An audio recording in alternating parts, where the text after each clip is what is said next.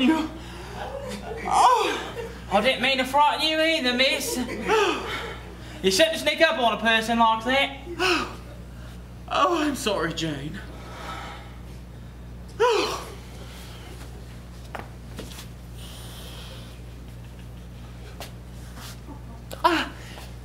You've lived here a considerable time. Did you not say 16 years? 18, miss. I came here when the mistress married to take care of her. Well, after she died, the master kept me on as a housekeeper. I knew him from childhood, though. I was raised at the Framley parsonage. Oh, indeed. Yes.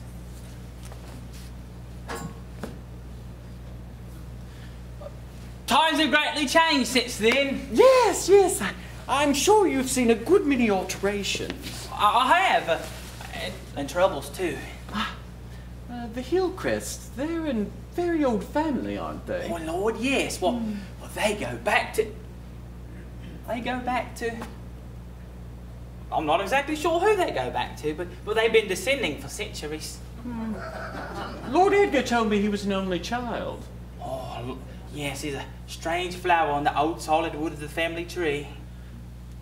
Was he even so fond of hunting, I mean, as a child? No, he only took that up when the mistress died. But there's a long story. I won't be after boring you with that. Oh, no, Jane, do go on. I mean, everything about Lord Edgar just fascinates me. Well, where is himself? Sleeping soundly.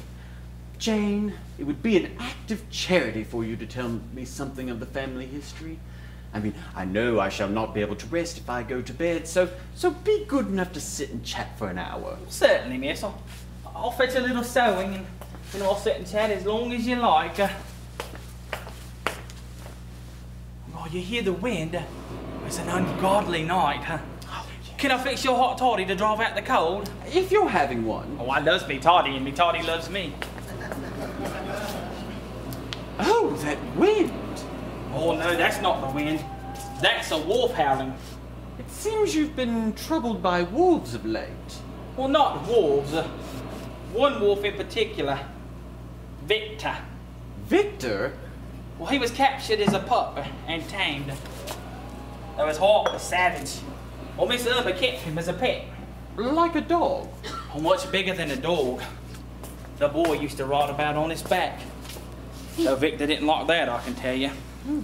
Oh, but he bore it for the mistress' sake. You see, it was to her that he really belonged. His happiest hours were spent stretched out at her feet in front of a fire, his huge purple tongue lolling out of his mouth. Well, he never left her side the whole time she was carrying. And the day that she went to deliver, Lord Edgar locked Victor out, and when he heard her labour pains, he howled. Well, Lord Edgar told me that he'd had a son, but that he died when he was still a child. Oh, yes, well, there's a tragic story. And your toddy's getting colder. Finish that and I'll fix you another.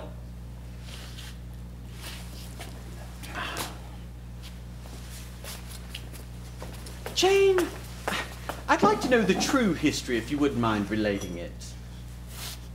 Actually, it would be better if I was to ask if the boy was taken off with chickenpox. Chickenpox?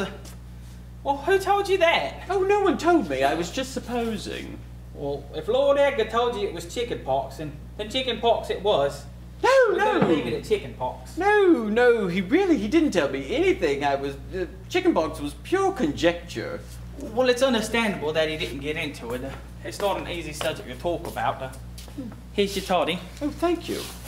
And here's one for me. You see, one clear winter's day, Victor and the boy went to play in the heath and on the new fallen snow. Well, Victor came back without the boy. We waited, we watched, we called ourselves hoarse. And then at dusk we found the boy in the mill run, dead. His throat had been torn apart. Oh, horrible. Yes, of course Lord Edgar wanted Victor destroyed, but Lady Irma fought against it. She said it wasn't Vic who done it. Well, perhaps it wasn't. What else could have? His throat was torn apart. Well, they fought bitterly over it. He said she loved the wolf more than her own son. I think it was a double loss she feared. You see, with Victor gone, she had nothing left. Well, the day Lord Edgar went to shoot Victor, she turned him loose on the heath and threw rocks at him and said, "Get away, Vic! Get away and never come back!" I don't think the poor beast understood, though. He still comes around to this day looking for Lady Irma. Oh, poor Victor. Poor boy. Poor Irma. Poor Lord Edgar. Oh, yes, poor Lord Edgar. Here's the strangest part of all. Yes? The new fallen snow is like a map. I followed the tracks myself. Victor's trail turned off. The wolf that killed the boy left human tracks. Human? You mean the boy was murdered? But that takes us to the subject of werewolves. Werewolves? Humans who take the form of wolves at night. Oh, but that's just superstition. Oh yes, superstition. The realm of the unexplainable where science is powerless. Well, of course, everything pointed to Victor. I mean, the boy may have fell, skinned his knee. He let the loving beast lick his wound. The beast tasted blood. The killer was aroused. He turned on the boy and sank his fangs into his tender neck. A perfectly logical explanation. But then there were those tracks. Wouldn't it be convenient if a werewolf had a real wolf to blame it on? Well, I mean, didn't you show them to anyone, the tracks I made?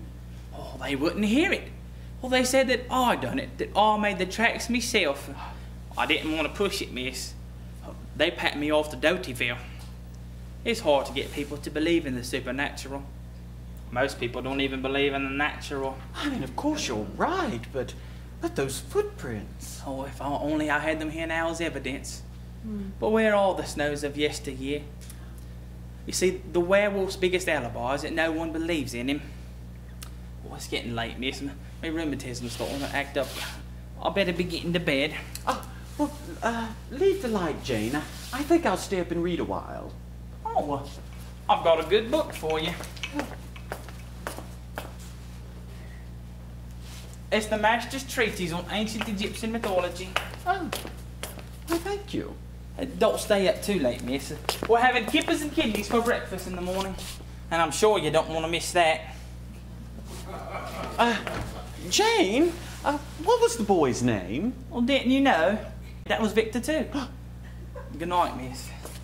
Good night. What a strange family.